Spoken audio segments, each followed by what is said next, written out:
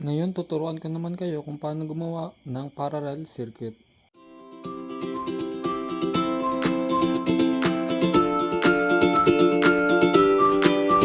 Una, kailangan lang natin idikit ng magkatapat ang ceiling receptacle. Parang ganito.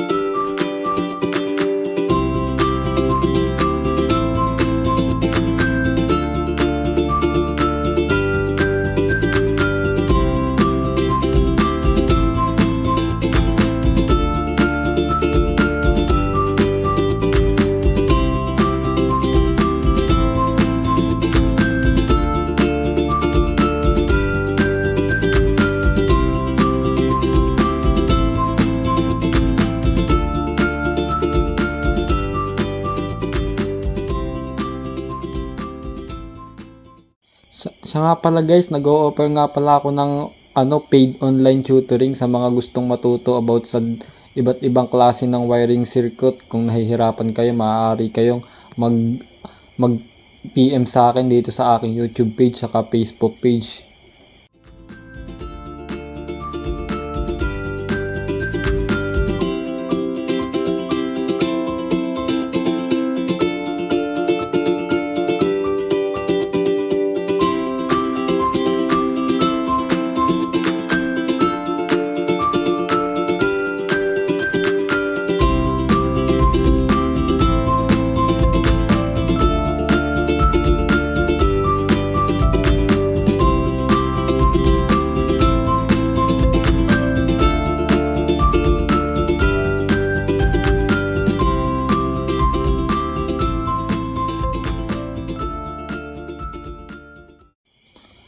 Mas maganda guys kung gagamit kayo ng magkaibang wire.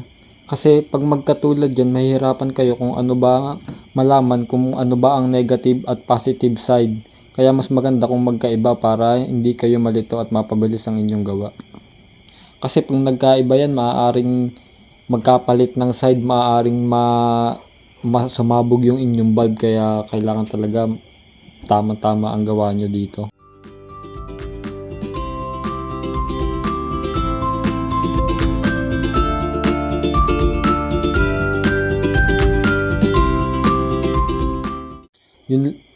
Yun na guys, sundan nyo lang itong step na to, matututo kayo. Enjoy!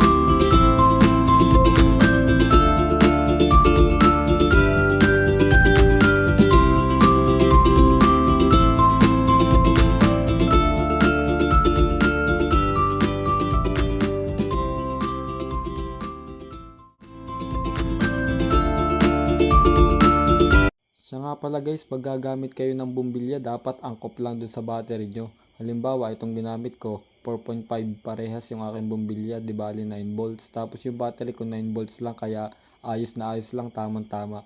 Pero kung mapapasobra naman ang inyong battery sa sukat ng bumbilya, maaari kayong gumamit ng resistor, mabibili yun sa mga hardware. Mura lang yun ang gamitin nyo kasi yung resistor, nire-resist niya yung energy na sobra-sobrang binibigay ng battery. Ayun guys, gumana na. Maraming salamat. Sana natulungan ko kayo. Follow nyo na ako.